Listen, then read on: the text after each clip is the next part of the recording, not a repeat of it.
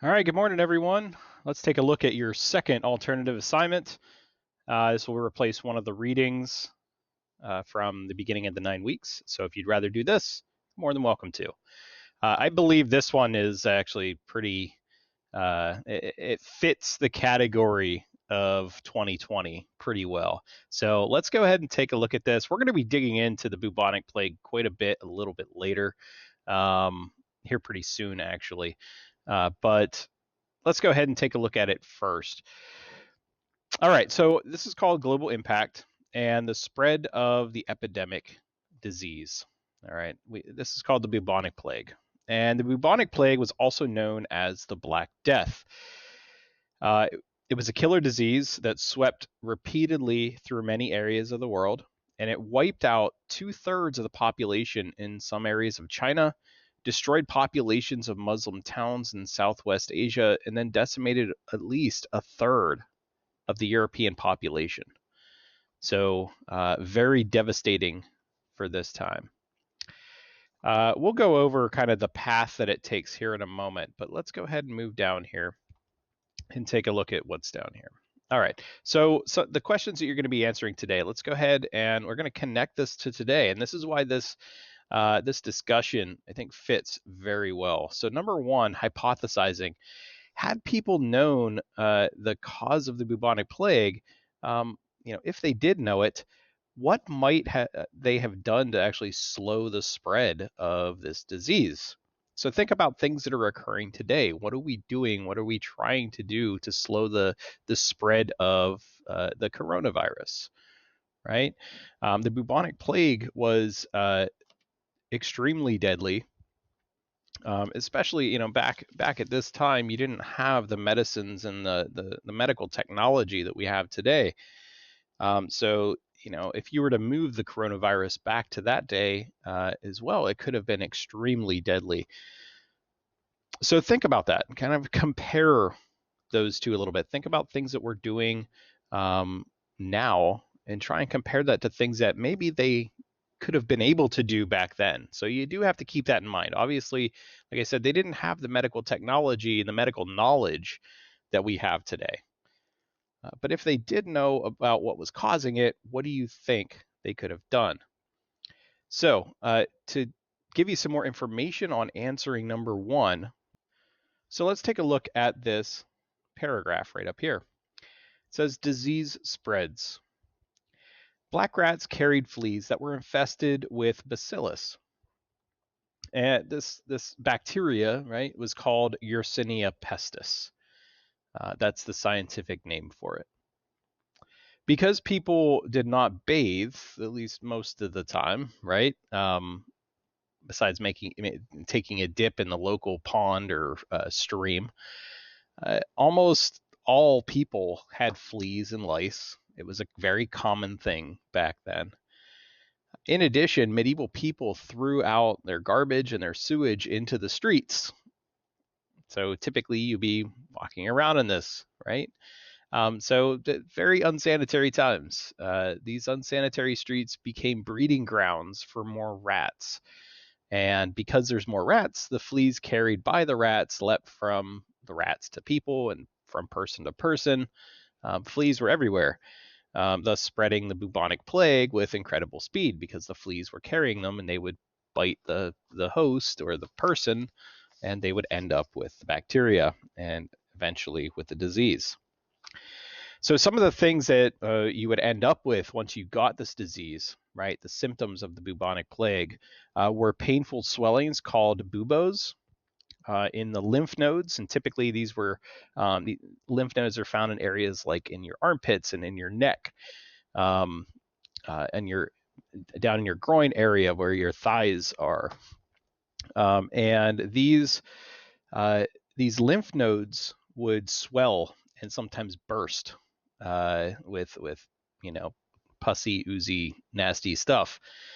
Um, and basically, what would happen is that these lymph nodes would turn purplish or blackish, right? So you would also get all of these black spots and purple spots all over your skin, hence the name the Black Death, because you would end up with all these like big black spots on your neck and on your arms and on your legs and everything.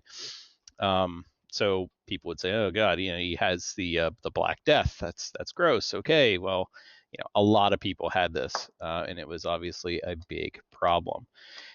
Extremely high fever would come along with it, chills, delirium, and in most cases, death.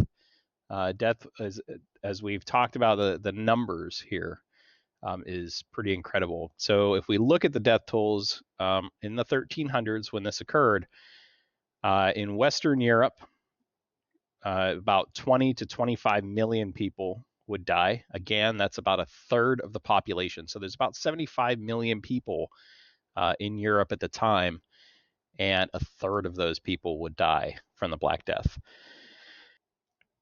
So in China, India, and the other Asian countries, we would see quite a few people also die, being that we're not 100% certain on the exact numbers for any of these areas, really. I mean, we have a better understanding of the effect on Western Europe because we had people that could actually write and keep track of things that were occurring.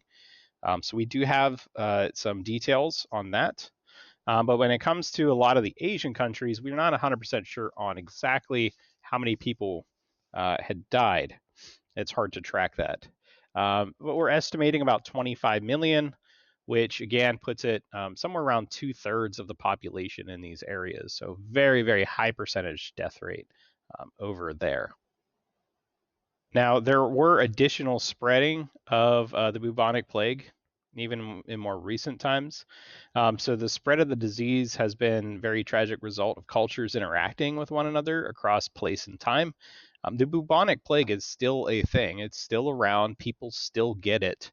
Actually, not too long ago, there was a couple in New York City that ended up getting it because they were traveling.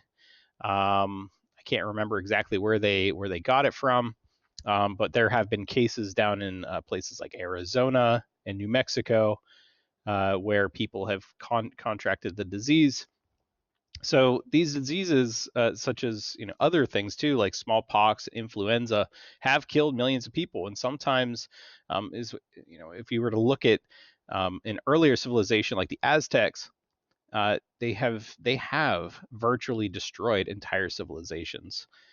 So this Black Plague, or the bubonic plague, this Black Death, is certainly no exception. It may have certainly wiped out entire civilizations in different areas. Maybe we don't know it. All right, so let's take a look at the animation. We'll talk about kind of the spread of the disease. But while you're keeping that in mind, start thinking about number 2, right? So what diseases of today might be compared to the bubonic plague and why? Okay, that's actually an important one. So give me some explanations, and don't just stick with, I know everyone's going to be picking the coronavirus, and I completely agree with you with that. All right. The coronavirus is certainly one that we can compare with the bubonic plague today. But how can we compare it to it? What are the similarities? What's going on? In addition to that, try and think of something else too. So don't just give me the coronavirus. Try and think of another disease as well. All right, so into the animation, let's talk about the spread of the bubonic plague. All right, so to begin, we have a pretty good feeling that the Black Death came from the area in northern Asia, around the Mongolian area or Mongolia area. So in 1330s, the horse-riding Mongols likely carried infected fleas and rats in their food supplies as they swooped into China and began taking over territory. After they had moved through China, they continued west. So then around 1345, you have the disease, which came with merchants along the trade routes of Asia to southern Asia, southwest Asia, and also into Africa.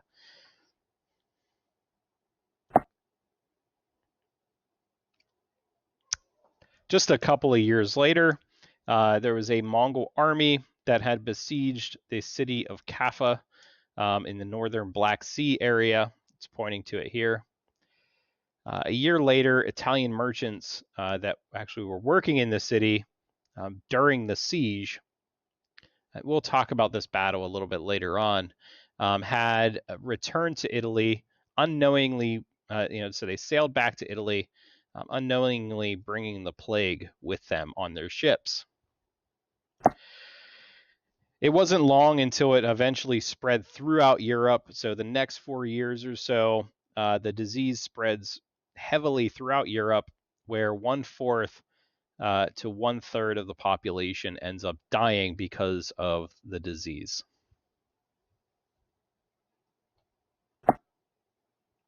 If you need to, you can pause it here and read through these.